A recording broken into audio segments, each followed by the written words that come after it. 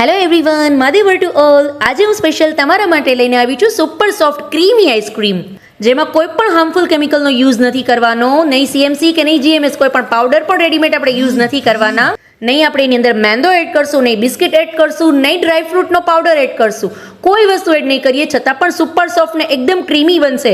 અને સાથે સાથે આ વિડીયોની અંદર હું તમને મેઝરમેન્ટ પણ પરફેક્ટ બતાવવાની છું ચમચીની મદદથી. નહીં તમારી પાસે મેઝરમેન્ટ કપની ચિંતા કે નહીં કોઈ પણ બીજી ડિફિકલ્ટીઝ, છતાં પણ સુપર સોફ્ટ ને સુપર ક્રીમી એવી આપણી વેનીલા આઈસ્ક્રીમ. તો ચાલો ફટાફટ જોઈ લઈએ કઈ રીતે બને છે. સાથે સાથે મારી ચેનલને સબસ્ક્રાઇબ જરૂર કરજો અને વિડીયોને લાસ્ટ સુધી વોચ કરજો, એટલે તમારી આઈસ્ક્રીમ છે પરફેક્ટ બનીને રેડી થઈ જશે.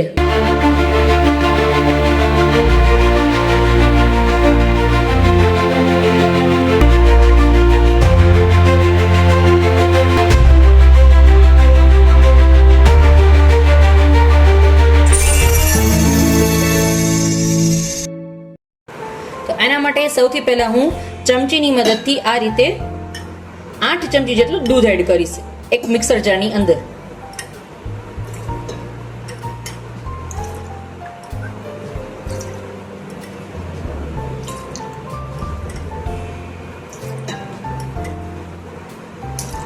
ટોટલ 8 ચમચી જેટલું દૂધ મેં લીધેલું છે. હવે આ દૂધ છે ને ફ્રેન્ડ્સ, એ દૂધ પણ મેં ફૂલ ફેટ મિલ્ક નથી લીધેલું. આ દૂધને મેં એક વખત ગરમ કરી, કાચું દૂધ નથી, એક વખત ગરમ કરી એની મલાઈ કાઢી અને પછી એનો ઉપયોગ કરું છું. એટલે આમાં ટોટલ મેં 8 ચમચી જેટલું દૂધ લીધેલું છે. તમારી પાસે મેઝરમેન્ટ નથી તો એના માટે જ આ ખાસ વિડીયો છે કે તમારી પાસે મેઝરમેન્ટ કેવી રીતે તમારે મેઝરમેન્ટ કરવું, એ કંઈ પણ પ્રોબ્લેમ ના આવે એના માટે આજે હું ચમચીના માપથી તમને બતાવું છું. એ 8 ચમચી દૂધની અંદર હું 2 ચમચી જેટલો મિલ્ક પાવડર એડ કરીશ. 2 ચમચી જેટલો મિલ્ક પાવડર, 2 ચમચી જેટલી દળેલી ખાંડ નાખું છું,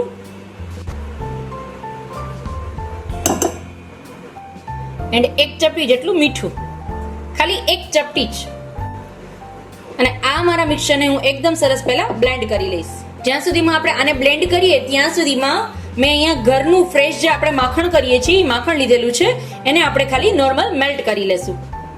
અમારું એકદમ સરસ ફાઇન છે, એ મેં બ્લેન્ડ કરી લીધું છે. જુઓ તમે, એકદમ સરસ થઈ ગયું છે. અમારું જે બટર મેં જે માખણ ઘરનું બનાવેલું હતું એને પણ નોર્મલી આ રીતે ખાલી મેલ્ટ કરી લીધેલું છે. હવે મેં જેટલું દૂધ લીધું હતું ને એટલું હું એ જ મેઝરમેન્ટથી, એ જ સ્પૂનની મદદથી હું આની અંદર માખણ એડ કરીશ. હવે મેં 8 ચમચી એટલું દૂધ લીધું હતું તો હું 8 ચમચી બટર એડ કરીશ.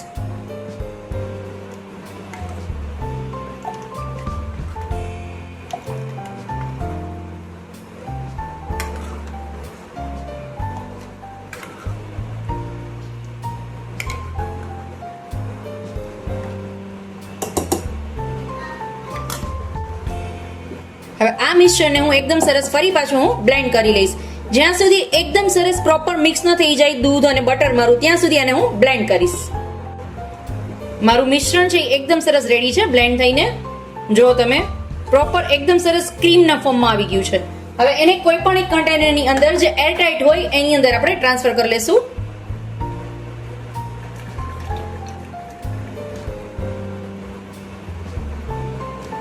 એન્ડ આને એકદમ સરસ એરટાઇટ તમે ક્લીન રેપ પણ કરી શકો છો અને આ રીતે એરટાઇટ બોક્સની અંદર પણ સેટ કરી શકો છો. આને હું ફ્રીઝરની અંદર કમસે કમ 5 કલાક સુધી સેટ થવા માટે રાખી દઈશ. હવે બાકી તમે 4 કલાકમાં પણ થઈ જાય, ફ્રીઝના ટેમ્પરેચર પર ડિપેન્ડ છે. બટ વધુ રાખશો તો એમાં કંઈ બગડશે નહીં, પણ જો ઓછું રાખશો, સેટ પ્રોપર નહીં થવા દો ફર્સ્ટ ટાઈમ, તો તમારી જે ક્રીમ છે એ પ્રોપર વ્હીપ નહીં થાય. એટલા માટે આને ઓછામાં ઓછી 4 થી 5 કલાક તો સેટ કરવાનું જ. હવે મેં અને ઓછામાં ઓછી 8 કલાક માટે ફ્રીઝમાં સેટ થવા માટે રાખ્યું હતું અને 8 કલાક બાદ મેં આ વસ્તુ અને 8 કલાક પછી આને મેં કાઢી અને ફ્રીઝની અંદર 2 કલાક માટે રાખી દીધું હતું. મતલબ આ રીતનું, જો તમે એની કન્સિસ્ટન્સી કેવી છે, ક્રીમ ટાઈપની આ રીતનું થઈ ગયું છે. એકદમ પ્રોપર બરફ જેવું થીજેલું પણ ના હોવું જોઈએ અને એકદમ મેલ્ટ પણ ના હોવું જોઈએ. આ કન્સિસ્ટન્સી એની હોવી જોઈએ. કોઈ પણ એક બાઉલની અંદર એને ટ્રાન્સફર કરી લેશું.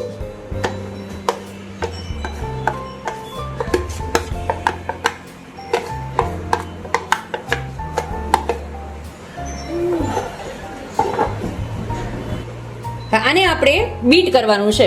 હવે તમારી પાસે જો બીટર નથી તો પણ કાંઈ વાંધો નહીં, ઇલેક્ટ્રિક બીટર હોય તો ઇલેક્ટ્રિક બીટરમાં પણ બીટ કરી શકો છો. અને જો ઇલેક્ટ્રિક બીટર નથી તો આ રીતનું હેન્ડ બીટર જે આવે છે એને હાથની મદદથી પણ વિસ્ક કરીને કરી શકો છો. બટ એક ખાસ વાતનું ધ્યાન રાખવાનું કે નીચે આ રીતે બરફનું આખું પ્લેટ તમારે આ રીતે આખે બરફ નીચે લઈને એની ઉપર તમારે તમારું આ રાખવાનું ક્રીમ. ક્રીમ છે એ ઓલરેડી થોડું થીક થવા લાગ્યું છે. તમને બતાવી દઉં, જો તમે એકદમ સરસ થોડું એની રીતે ઓટોમેટિકલી થીક થતું જશે. બટ નીચે ખાસ ધ્યાન રાખવાનું કે નીચે છે એ બરફ રાખવાનો, બીકોઝ જો બરફ નહીં રાખો તો શું થશે, પ્રોપર છે ક્રીમ છે એ whip નહીં થઈ શકે. એટલા માટે બરફ નીચે રાખવો ખાસ જરૂરી છે. હવે આ સ્ટેજ પર એની અંદર હું 2 થી 3 ડ્રોપ જેટલું વેનીલા એસેન્સ એડ કરું છું.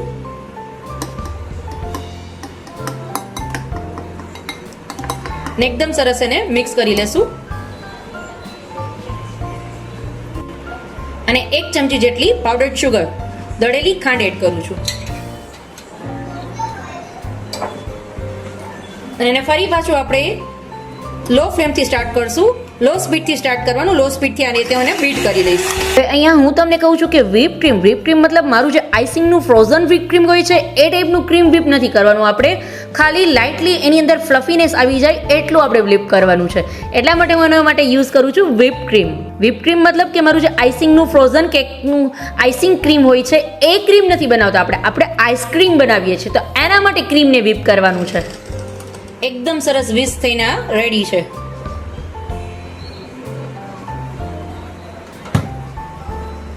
હવે એને આ રીતે કોઈ પણ એક બોક્સની અંદર આ રીતે આપણે બધું ટ્રાન્સફર કરી લેશું.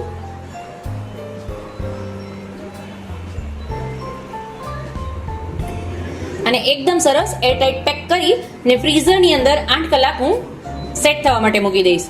ક્યાંય પણ એર ન રહી જાય, ક્યાંયથી પણ એર રહી જતી હોય તો તમારે બીજા કોઈ પણ કન્ટેનરમાં ટ્રાન્સફર કરી લેવાનું, અથવા તમે એને ક્લીન રેપ પણ કરી શકો છો. અને પછી એને 8 કલાક માટે ફ્રીઝરમાં સેટ થવા માટે રાખી દેજો. એટલે એકદમ સરસ સેટ થઈને રેડી થઈ જશે. જો એર રહી જશે તો શું થશે, બરફના ક્રિસ્ટલ્સ થઈ જશે, મતલબ ખાવામાં બરફની કણી આવશે, એમાં મજા નહીં આવે, પ્રોપર આઈસ્ક્રીમ નહીં બને. એના માટે આને એકદમ સરસ ક્લીન રેપ અથવા આ રીતે એરટાઇટ કન્ટેનરમાં સ્ટોર કરી લેવાનું. જોઈ લો, તમને હું બતાવી દઉં છું. એકદમ સરસ મારી વેનીલા આઈસ્ક્રીમ છે એ રેડી છે, સુપર સોફ્ટ.